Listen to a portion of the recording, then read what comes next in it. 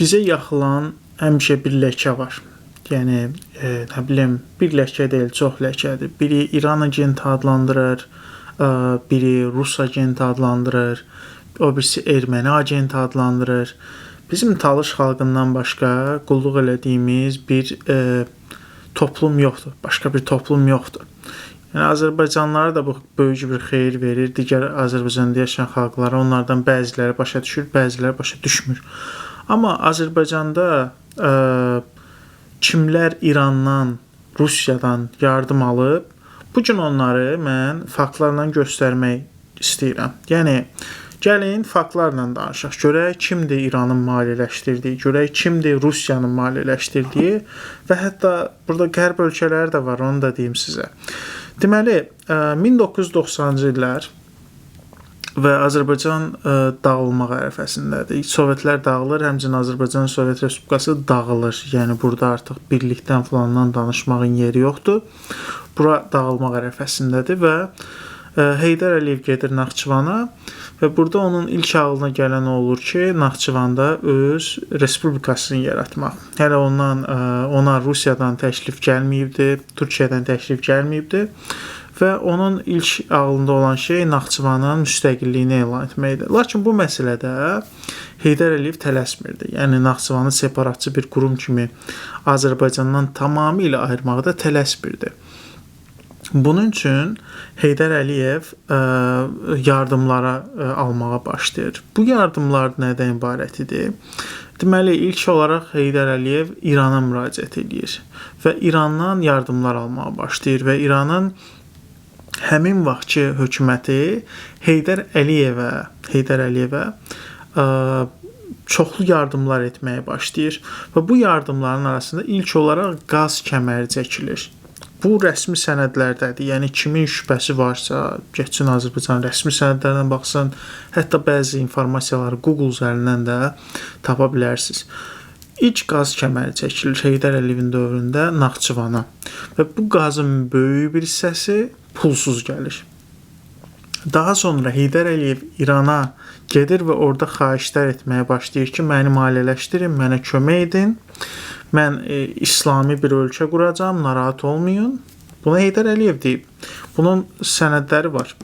Və bundan sonra Əliyevə əlavə yardımlar gəlir. Bura şəkər, un məmulatları və digər əsasən xam mal ixrac edilməyə başlayır pulsuz olaraq Azərbaycana. Həmçinin Heydər Əliyevə birbaşa İrandan $140,000, həmin dövrün pulu ilə müqayisə edirəm, dollar dəyərində İran pulu verilir. Və bu pul qarşılıqsız verilir. Nə bu kreditdir, nə bu borcdur, bu heç bir şey. Yəni, qarşılıqsız İran verir Heydər Əliyevə.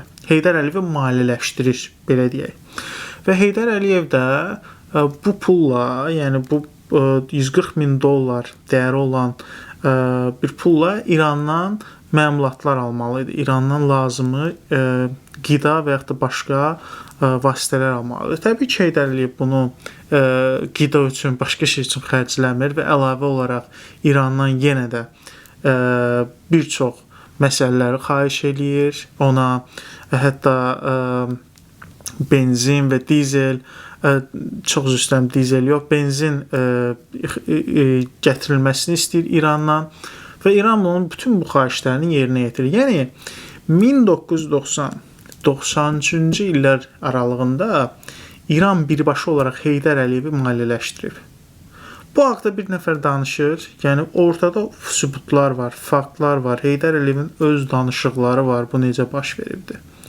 Yəni, necə olur ki, ortada bir sübut faktı olan bir şeydən danışmırıq, amma ortada olmayan nələrdənsə danışırıq, şərböhdən atırıq. Və elə bilirsiniz, bu məsələlər bundan bitir. Xeyr, burada məsələlər dəyişir. Rusiyadan, KGB-dən Heydər Əliyevi yenidən dəstək olmağa başlayırlar. Deyirlər ki, sən bizim adamımız olmuşsan, gəl yenə də birlikdə işləyək. Və Rusiya bu adamı gətirir Bakıya Elçibəyin Əli ilə, digər Rus agenti olan Elçibəyin Əli ilə.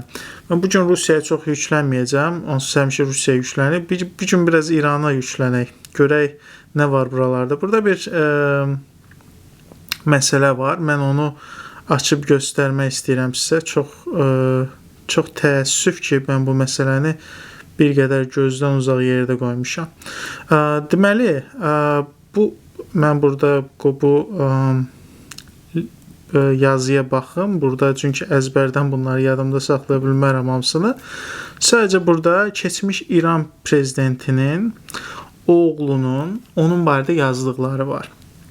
Və o burada Heydər Əliyevlə münasibətlərdən danışanda deyir ki, Heydər Əliyev deyir, mənim atama gəlib dedi ki, biz Azərbaycanda Azərbaycan İslam Respublikası yaratmaq istəyirik. Sadəcə bizə İrandan yardım lazımdır.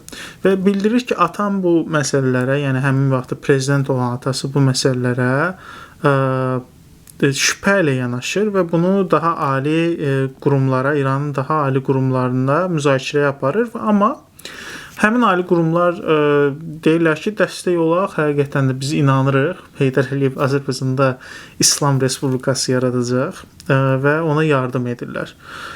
Bu da ikinci maliyyələşmə.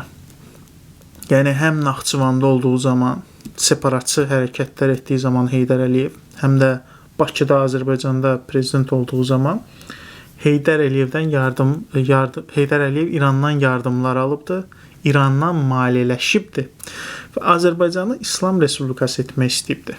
Yəni, bu gün nə bilim, bizi İrançı, filancı, belə, mən İrancıyam. Amma indiki İran hakimiyyəti ilə mənim heç bir yola gedəcək halım yoxdur. Yəni, indiki İran hakimiyyəti və mənim beynimdəki İran tamam başqa-başqa yerlərdir. Amma biz görürük ki, Heydər Əliyev bu dediyiniz bu molla rejimi deyirsiniz, bax bunun birbaşa qulluğunda durub, birbaşa onlardan maliyyələşib, onların ideyalarını təbliğ etməyə çalışıb, Azərbaycanı İslam Respublikası etməyə çalışıb. Gəlin, bugün də bu faktları biraz öz beyninizdə analiz eləyin. Və hər hansısa bir şübhəsi olan insanlar, mən yenə deyirəm, yəni dövrümüzün çox gözəl bir aləti var, Google adlı. Arayış edə bilərlər, bu faktlar hamısı ortada var. Hətta onlardan bəziləri Heydər Əliyevin dilindən danışılıb, o faktların bəzilərini internetdən yığışdırıblar. Misal üçün, mən 3 il əvvəl Heydər Əliyevə aid bir sayt var, dövlət tərəfindən maliyyələşir. Orada ingilis dilində mən bu informasiyaları oxumuşdum. Orada göstərilirdi detalına qədər ki, nə qədər şəkər, un məmulatları yardımı olub, nə qədər pul yardımı olub. O məlumatları bu gün siliblər internetdən. Dəyişiblər içəriyi, tamam başqa informasiya qoyublar. Diplomatik dildə yazılmış bir informasiya, amma bu da keçmişdir, həqiqətdir, bunun şahidləri var və özünüz də bunlara analiz edə bilərsiniz.